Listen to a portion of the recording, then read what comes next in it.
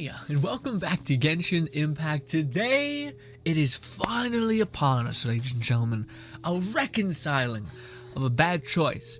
Gaynu is right around the corner, and she is within grasp. I hope she comes home for me, and of course you, if you're also wishing for her. But today I want to talk about the whole journey of preparing for Gaynu, what I think you should do, and your kind of options, and what kind of caters to what type of playstyle / position you want to put Gaynu in.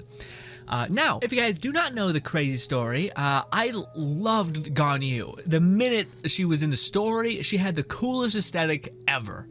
But, and this is a big but, I really was sick and tired of kind of like a distanced gameplay, because I had Venti. I just cast a big ult, everything dies. So I really wanted a character that was like a main DPS that was like in the fight, throw down, you feel really responsive, it's quick, it's satisfying, etc. So I seen Gaynu, and then of course I knew about Xiao. And I thought, ooh, Xiao, this is gonna be so fun. We're gonna be like, he has this like badass Oni like Animo thing. I love Animo's design because I use Venti so much. So just the idea of like you whipping around this like wind blade or wind spear, super sick. I was holding out hope that Xiao wouldn't be what a lot of people said he was, which is just a pogoing person, especially with how cool his attack looked. Mihoyo wouldn't just waste that animation, right? Looking back on it now, with all the times Mihoyo has wasted a stupid sick attack combination, yeah, no. Also, if you guys do remember, Ganyu's banner, when it first came out, was not very good. And looking back on it, it probably was okay, actually, because most characters in the game are okay now. But still. But, alas, I skipped Gaynu, and oh my god, the following weeks were just pain. Pain. She was doing so much damage. I remember at the time people were saying weird stuff like you have to get her weapon in order for her to do good damage, you have to get constellations in order for her to be good, all this stuff. She's a high investment constellation character, and looking back on it, all that was bullshit. She doesn't, if anything, she is the least like constellation dependent unit, especially now with the units that we have. Constellation 2 for a lot of units is a big pooba. But, alas, ladies and gentlemen, that's just me reminiscing and just laughing at the craziness of time. Today, we're going to be talking about Gaynu. All that she is, why she is so good, and also why she is weirdly like an immortal character, meaning she is really good and does too many things well. And is what a lot of people kind of mess up when comparing characters to, of course, Gaynu, because she does too many things too well. I don't know if that's true. I think a lot of characters should be like Gaynu, where they can do two things quite well. Gaynu can deal a shit ton of AoE splash damage, and has a really good ult that just blankets a huge area. Think like Shincho level of applying an element consistently, and if you scale her right, that ult can actually hit relatively hard, and there's so many particles going on. So, when it comes to Gaynu, please, my friends, save my ass for a minute. Information, you have Gaynu, yes. Okay. Anyways, I can't look in there for whatever reason, but anyways. But alas, ladies and gentlemen, what do you prioritize in leveling up when it comes to Gaynu? Well, if you're going to use her as a support unit, which you absolutely could, but it's kind of, the reason why no one mentions that, which she is very good at being a support, is her normal attack, her basic charge attack, not normal attack, charge attack, is so nice for the constant fuckery that tends to take place with Mihoyo's design. I just fought a boss which was ranged as hell, and I could not reach with my heavy-hitting melee DPS. So I had to sit there and watch as the boss queued up attacks, hit me a bunch, not really, I just dodged around, it wasn't that hard, but I had to wait for finally the boss to take a knee, or to like open himself up on the ground, and then allow me to hit him twice for 2 seconds, and then he rears back his arm. The reason why Gaynu is constantly talked about as being like this main DPS carry is because she has ranged damage and can blanket a huge range, meaning it's hard to miss. She basically fires a noob tube, a giant missile that explodes a huge radius, and that missile can hit really hard.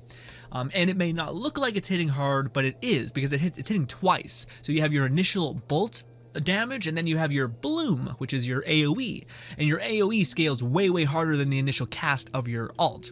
But if you were to go into the scaling of Gaynu, it is mental. It is absolutely insane, which it's pissed me off. I can't actually go and see this, but her bloom goes up to like 300 to, I think at like Constellation 10, almost gets close to 400% scaling on a thing. Most characters do not get close at that. At all. At all. Take Itto, whose whole thing is like building up stacks to then expend them. So in his priority, it kind of makes sense. You guys can see his base attack doesn't do crazy amounts of damage, but his expenditure, his final slash deals 350 damage, but it takes a long time to get there. Gaynu can activate this scaling every 2 seconds. That's mental, and it scales really well because it's just considered normal attack. So if you have Bennett, that's just getting buffed up. If you have Kujo Star, that's just getting buffed up. If you have other characters that like fucking the man, the myth, the legend, Kazuha is increasing cryo damage. You're doing cryo damage on your charge shot, which is amazing. It's good for melting shields. So Gaynu, it's not that her alt is useless or anything like that. It's just that her normal attack is stupid. It's broken. It doesn't make sense comparatively to everybody else. It's crazy.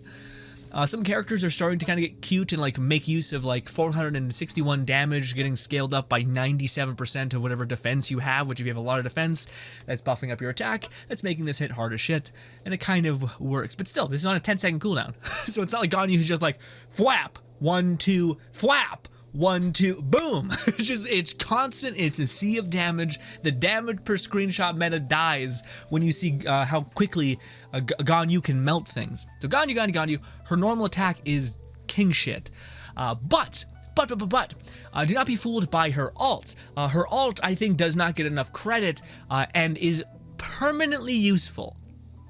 It comes back really quick. It has low energy cost at 60, and it has a stupid high radius.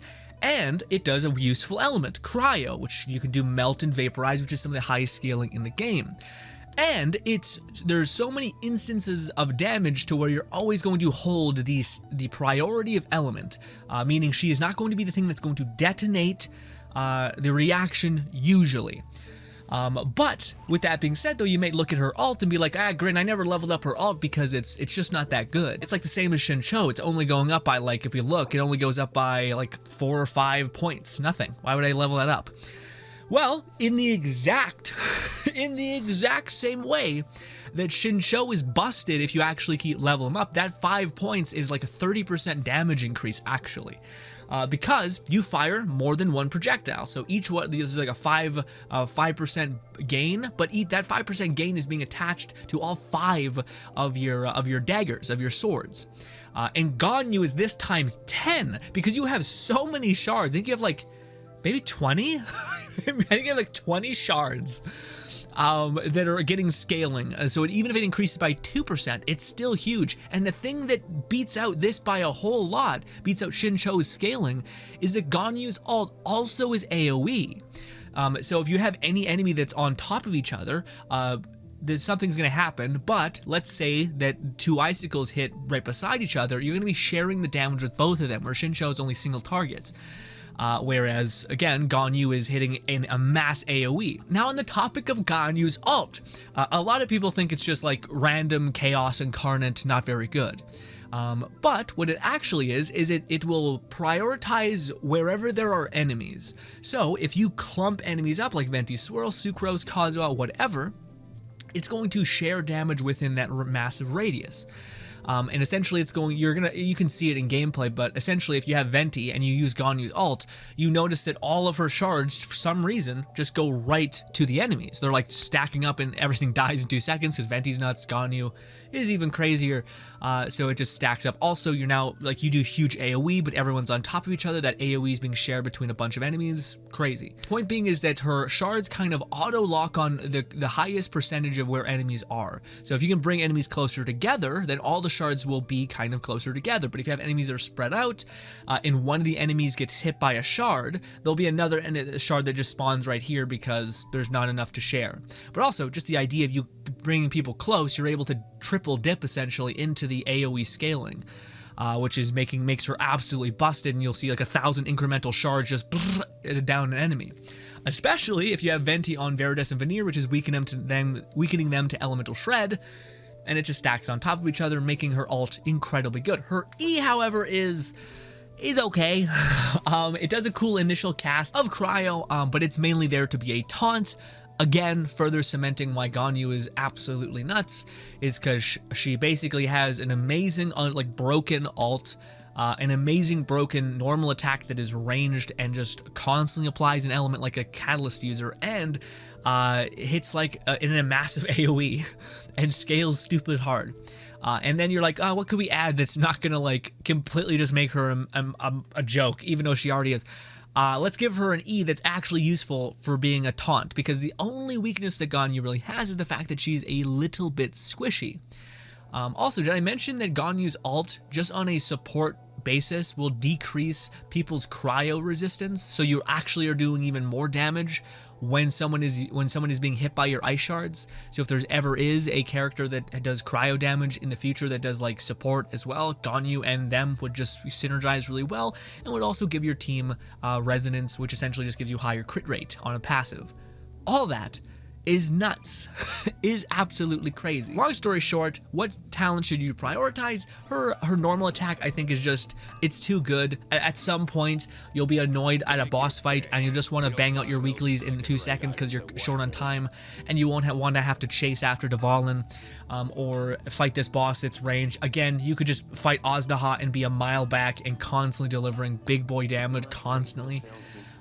So yeah. So normal attack and then alt level. But now, let's actually talk about something that people are, like, there's a little bit more unknown stuff to it. I sure shit didn't know what the options for Gaynu were, and they are as follow. Thank you also to my lovely stream, chat, etc., my community, who are telling me what the hell is worth a damn within the Genshin kind of ethos of Gaynu. But one of the best F2P options, if you have Catalyst, is this bow, I believe, right here. Yes. This is a bow. It's free to play. It scales up your charge attack when you hit a weak point. Not only that, but it also massively increases your movement speed. And that could be really, really good for Gaynu. You can kind of like, because when you're charge shot aiming, you slow down. So the fact that you can get a headshot and then quickly just have this stupid high attack for 10 seconds, but it's 36% attack bonus. We're on the website, the channel not be named. This right here, this stacks up to 72% attack.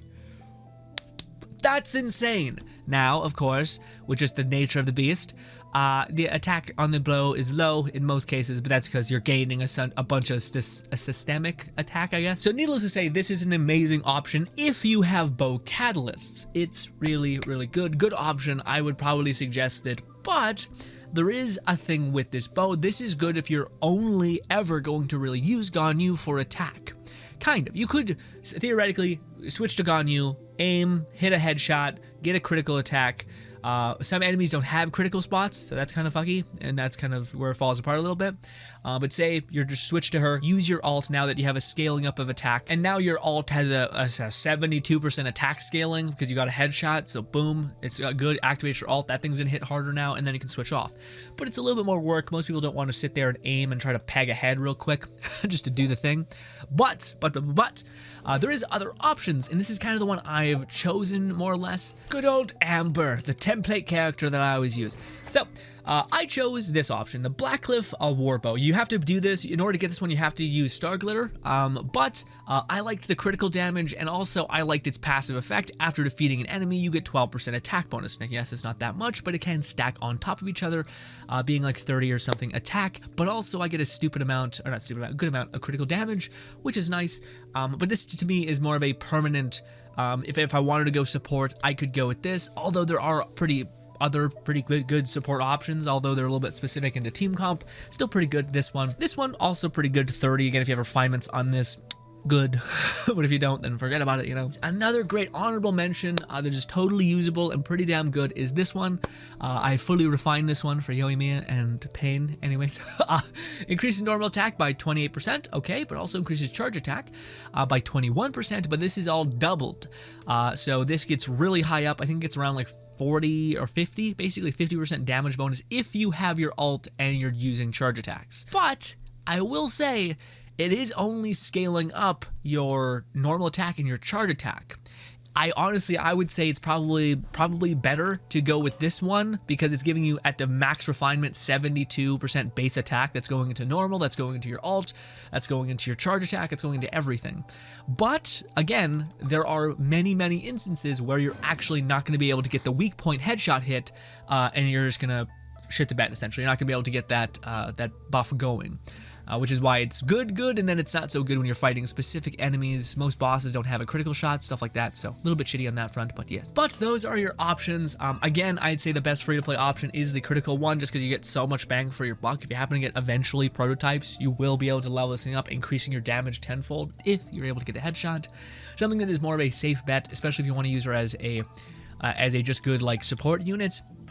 I think the Black Cliff just giving you critical damage and stuff like that is just kind of nice, as well as, again, you just use it and you're getting attack buffs if you defeat an enemy, which likely you're gonna do in 2 seconds.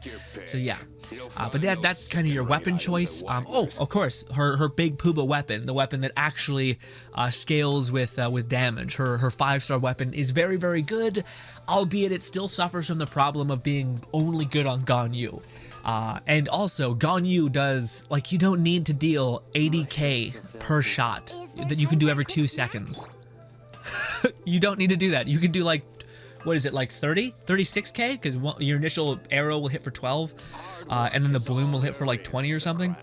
So you'll be doing, like, 30 or some k every 2 seconds. You'll be able to get to 1,000% damage in no time. And you can do that from across the map. Super safe.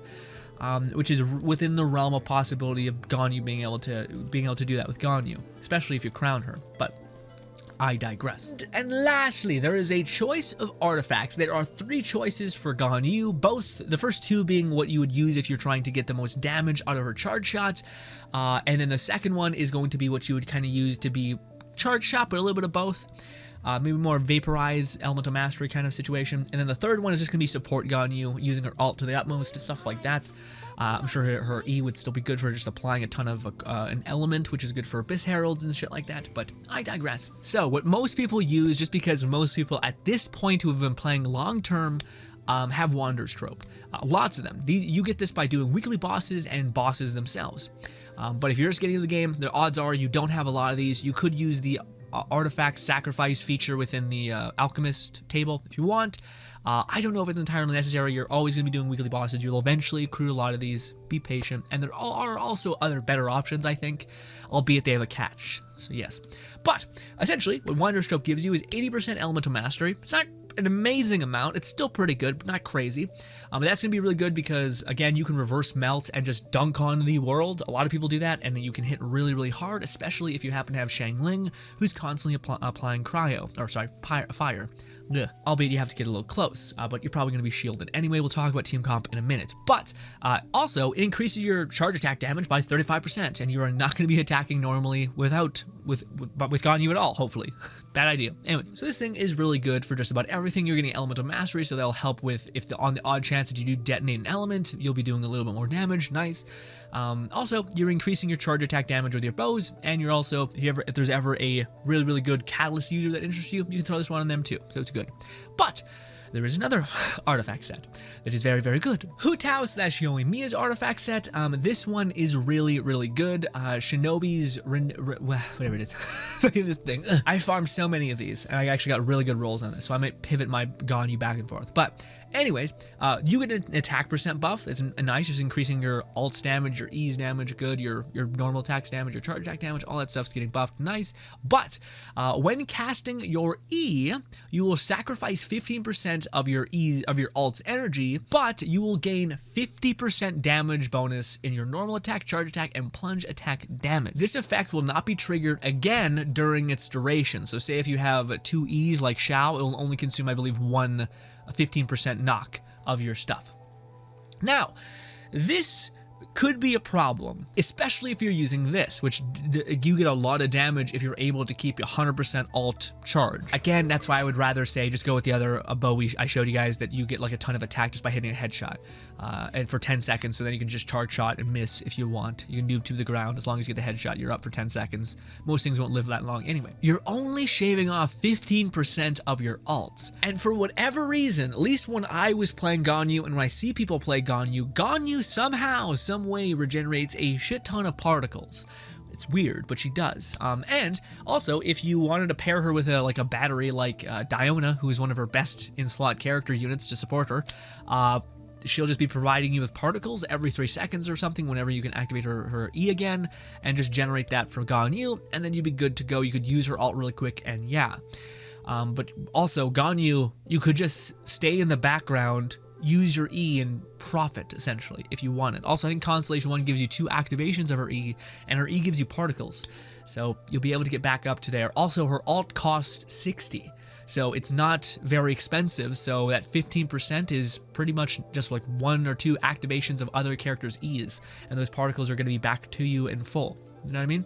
But this is selfishly only going into her charge attack and her E. And the same can be said for the other one, except for the element of mastery, a little bit more broad. Attack percent is also going into her alt, but a little less helpful, etc. I would honestly say that this artifact set, to me, is probably the best artifact set for Gaynu.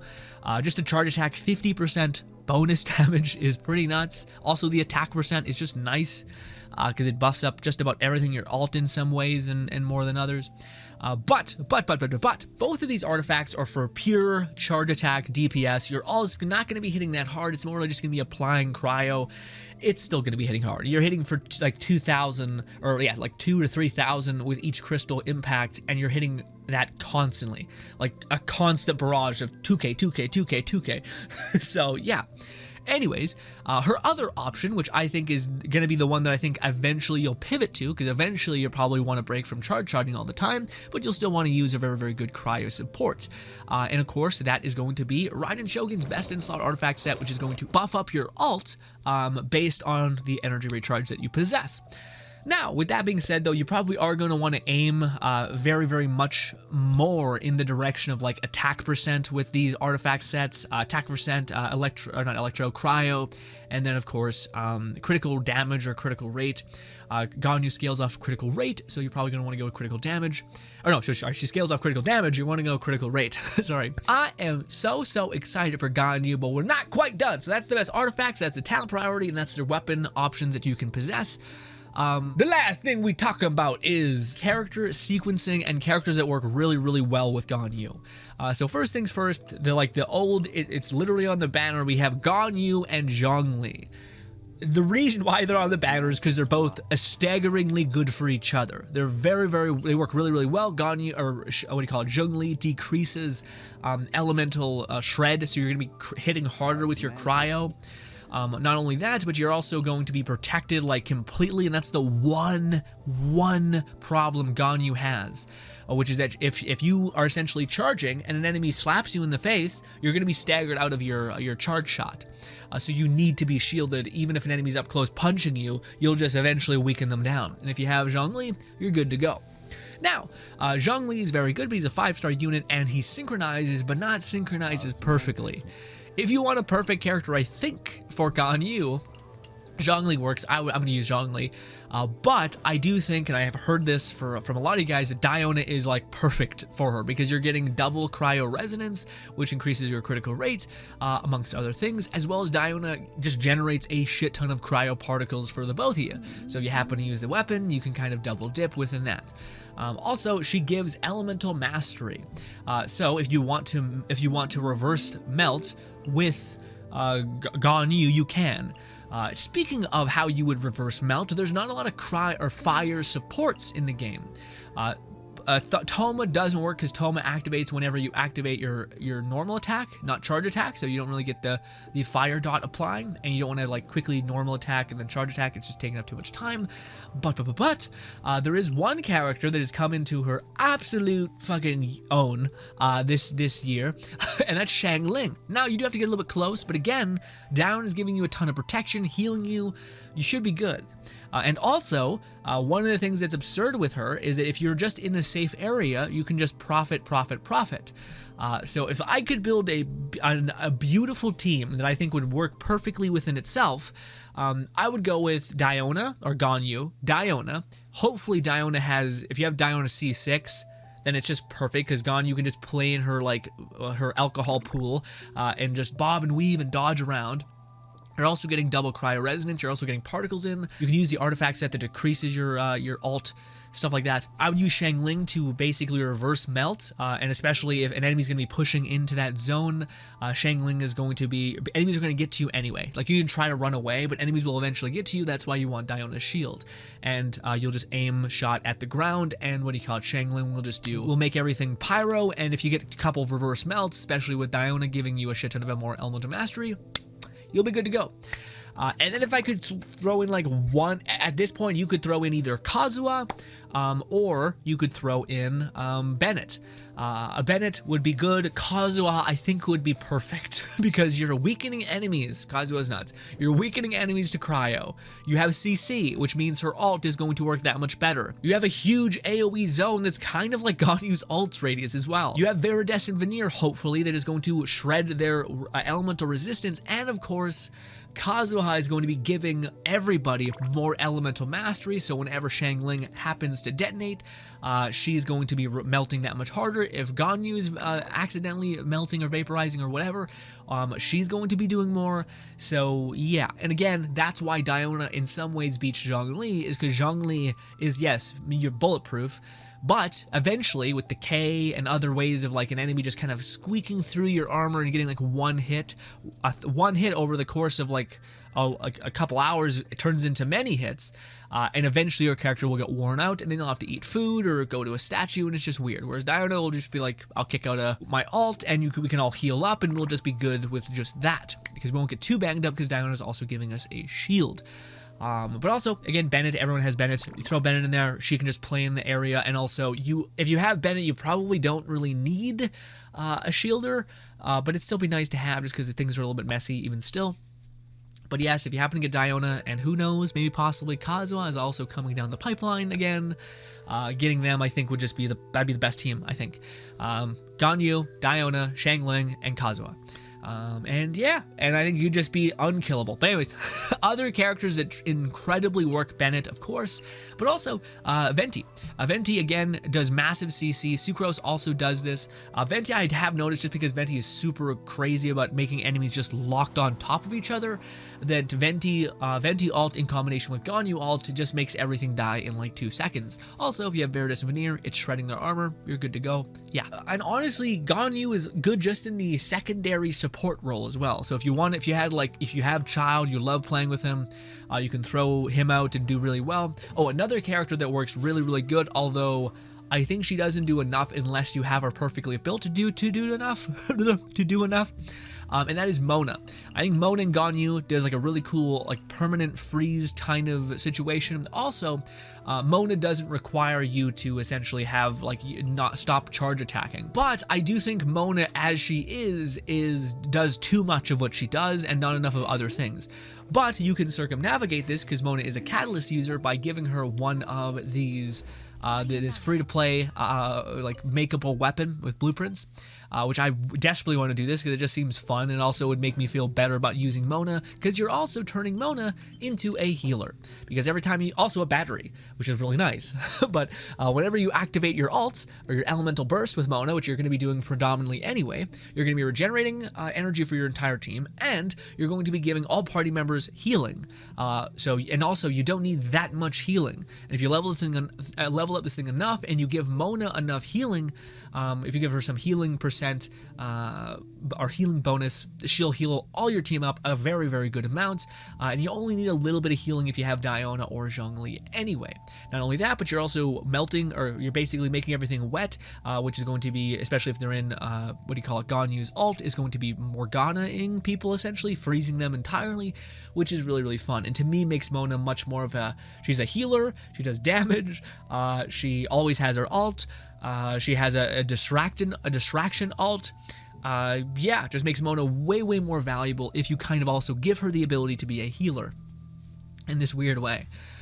So to me, I'm very excited to do that, and I think that would also be a fun thing that you could do with Gaynu, and kind of constantly keeping something frozen without it jeopardizing your ability to charge shot like Xingqiu would, because Xingqiu only benefits from normal attack. But there's plenty of options, and even if you're just using her as a secondary DPS, that's the beauty of Gaynu, is that she kind of is self-sufficient, more or less. Again, if you, most characters, you're using a shield or a way of healing, and your only real negative with Gaynu is that if you do get hit, similar to Yoimiya, she kind of starts to fall apart, which is why you need shielders. Because if your charge shot damage can't happen if an enemy's sitting there poking you, and sometimes an enemy perfectly pokes you, to where you're never able to get a shot off, you know? But yes, I do think the most optimal build for Gaynu would be Gaynu, Diona, C6, because you're getting the Elemental Mastery, and the healing, and the shielding. And Kazuha, because you're just getting a shit ton of cryo damage amplification. It's also patching everything else you're doing, and it's just making enemies weaker with Veritas and Veneer, giving elemental mastery to other characters. And of course, Xiangling, just to apply a shit ton of pyro and melt, reverse melt. Xiangling also hits hard as shit anyway, so even if she does take the detonation from you, it's okay, because you're still dealing like 30 or 20k damage, which is more than okay when you're already, it's not stopping you from charge attacking like Xingqiu or someone else would. But ladies and gentlemen, this has been my journey of getting excited for Gaynu and trying to fix the nightmarish hell that I did to myself a year ago, frankly, long time, where I made a mistake. I chose Xiao. Listen, Xiao, it's not you, it's me. No, it is you. I wish you did both. I wish you plunged and could do cool, like, animo swirly things, but unfortunately it couldn't. MiHoYo is just like, they spent all of their coolness on Gaynu, and we will not make the same mistake again, boys. We will not. But alas, ladies and gentlemen, let me know how absolutely hyped and excited you are for our girl Gaynu coming home. I hope we get lucky and get her, because to me, man, again, the one thing that I'm constantly faced with is there's so many times in Genshin where I have to wait for a boss to like get ready, and it's hella frustrating. Also, the only a bad thing that Gaynu has is if you ever do another element. So if you ever fight an enemy that's completely resistant to cryo, not so great. But if you have Xiangling, you have Kazuha, you should be good. You should, like, those two enough will just buff each other up enough to where you're gonna be okay. But yeah, but anyways, just thought I'd throw that there. That's the one instance, because you are doing predominantly only cryo damage, but even still, you're shredding enemies enough, you're giving enemies enough weaken to where you're going to be able to make a dent in them at the very least. And again, Xiangling would just pick up the baggage. Also, if Kazuha's ult managed to swirl, that would do a lot of cryo damage as well, and you'd be able to melt them in that way. But alas, ladies and gentlemen, again, there's so many times that I've played where I've felt like an enemy's out of my reach, and I just have to wait. And a lot of times, it's not like the enemy's attacks are impossibly hard to dodge, and it's like, holy shit, I'm able to be engaged and stimulated in this way. No, you're just waiting for your time to kill the person. And Gaynu can just say, nope, if I can see you, I can shoot you, and I can deal damage to you. And to me, that is something that I desperately just want. Also, she is by far like one of the coolest characters just to look at in the game. Again, I know people who've had her forever are probably exhausted by her at this point. But for a person who's only seen her in like clippets of videos just dunking on people, she's awesome. I just did her story quest, and it was awesome running around the world with her, like dope. But anyways, ladies and gentlemen, thank you so much for your time. Hope you guys do enjoy the rest of your day. I wish you so much luck in getting your waifu extraordinaire Gaynu. Once again, thank you kindly for your time, and goodbye, my friends.